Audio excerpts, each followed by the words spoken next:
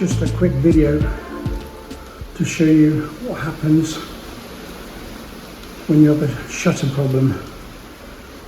What's happening is the shutter won't go all the way up to the top, or when I need to bring it down, I have to give it a bit of a pull here. This issue is caused by people lifting this shutter up too quick, and where these rubber bungs hit the top so quick, the wheel inside there breaks, and that causes the drum to then rest on the outer casing. So the first thing we do now is remove this panel so we can access the inside. When you're taking this cover off, what you want to do is, if you look underneath, you'll see a line there, and then you'll see a line here. This is where you want to put the knife. Put it right on the end here, because it goes in, and then just bring it back to about there, and just gently open it, not too hard, a short mark it, and then once you get to there, you can then pull it off from the bottom. If, for instance, you can't separate the blinds in the room because it is too big, the only alternative you've got is to let it down. Put it all the way down.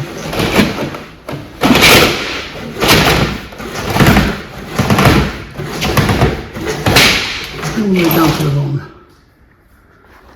And then you can see what's going on. That's the drum there. And that's on the cable side. It doesn't affect the other side. If that's resting on the bottom like this, that's your problem.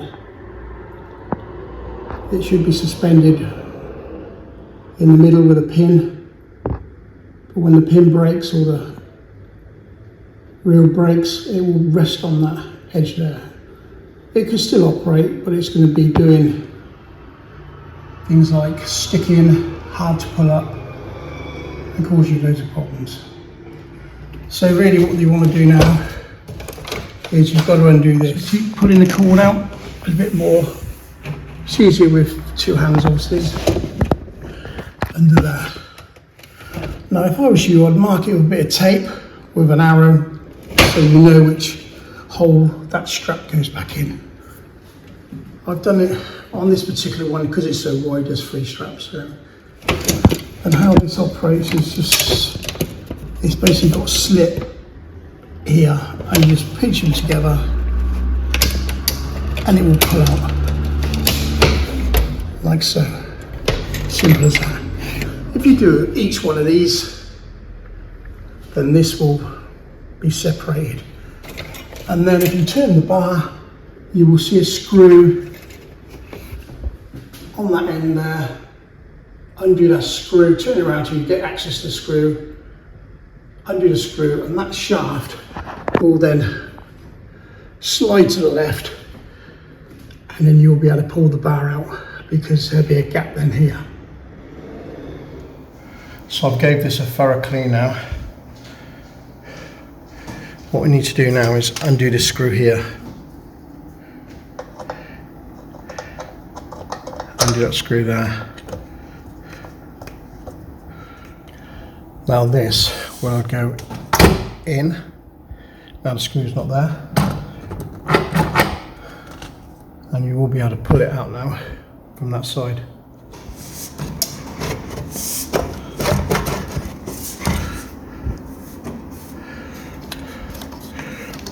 I really can't do this with 2 hands. I need to do it on 2 hands, but this will come out now.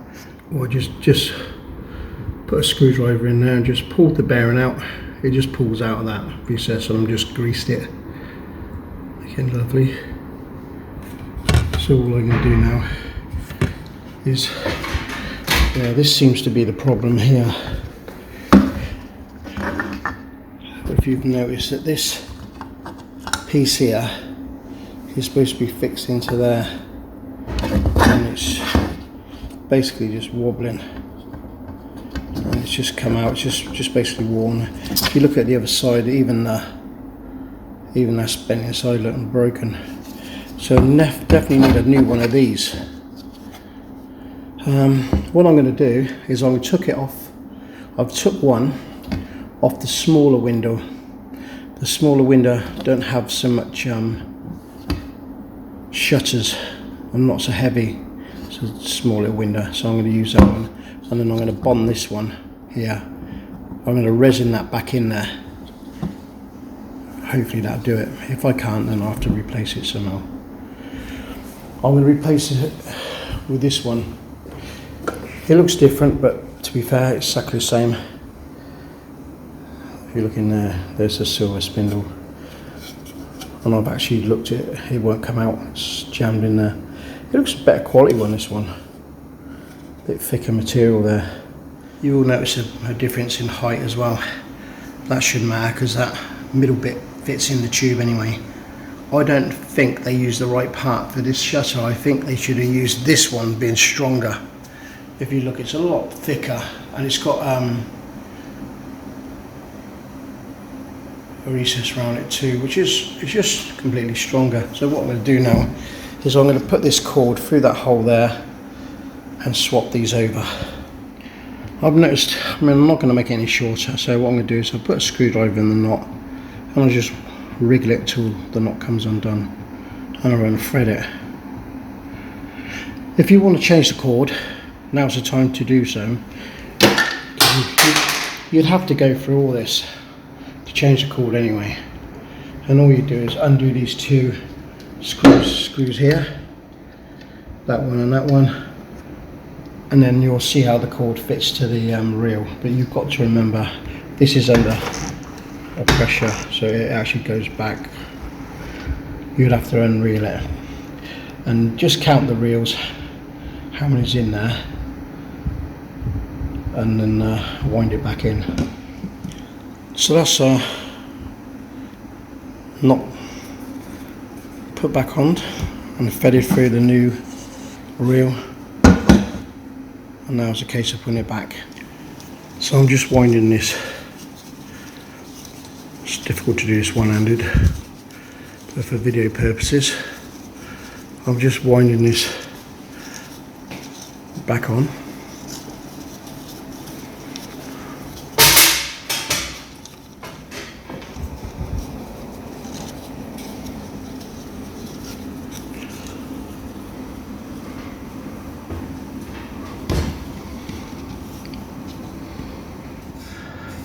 So once you've wound this on anti-clockwise on that spoil, make sure that when it's wound up that it's not folded over.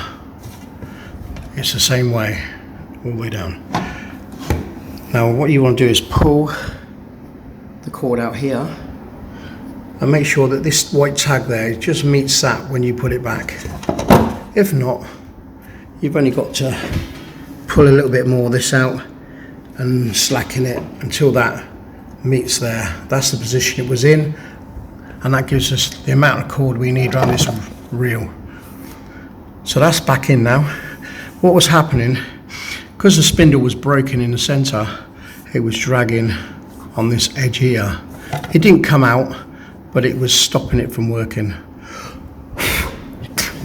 So now that's fine. Now it's just a case of reassembling it. So I've just took the bearing out. I've got a screwdriver there, wiggled it, and it came out, and I've just greased that, make sure it's nice and clean. First thing now, to put this bar back, you'll see a hole there. That has to meet up with that hole there. So you need to marry these two in the same channel, push it all the way down, so it enabled me to get it into that recess, and then it pops out, and then the screw goes back in the hole to pull this out. So the first thing I do is I attach this end to that reel. and then this goes in place, and then I pull it out and put the screw in that hole, and then I'm ready for the next step. So I push that in now, so it's in place, and there's my marker. All I need to do now is push that in the middle of the spindle and then pull out the middle bit and put the screw in, and then that bar is all ready now to have the shutters installed. You've put the bar back in place, insert the strap. I am doing this one-handed, so it's a lot easier with two hands. Push it in, and then it pulls apart, and then give it a good tug and it won't come out. And then once you've done that on each one of them,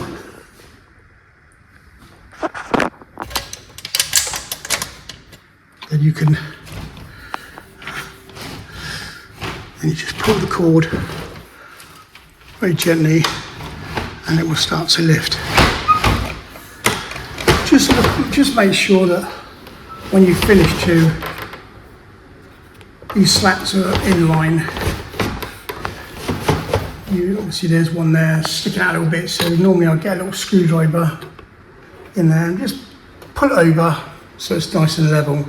And keep doing that till they're all perfect, and then you won't get a problem with one of them sticking on this, on the other side maybe when you lift it up. That can cause a problem as well. By the shutters not going up, you might get to a point where that's sticking out a little bit and you're lifting it up and it's causing you a problem and it won't lift up. Well, that is one of the problems. You can see it over that side too, look. So I'll get a little screwdriver and I'll level that. Right now, the shutter's up and all working. We'll put the cover back on. If you notice, there's a recess here and there's a male one there. So all we do is lift up the cover into that groove and then push the bottom in. So the cover that's going back, you'll see a channel on the top. This is the top part, and on the bottom you'll see the male side. So when we're fitting it back, you need to put the top piece in first, slide it along, all the way along.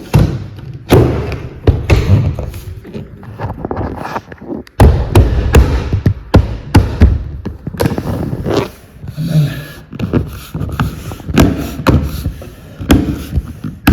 the top down.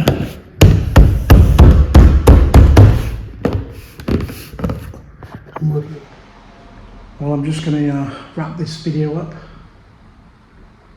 I hope this has given insight how to fix our own blinds. I have been reading on chat rooms on Facebook where people have got problems with their blinds and they need it sorted out.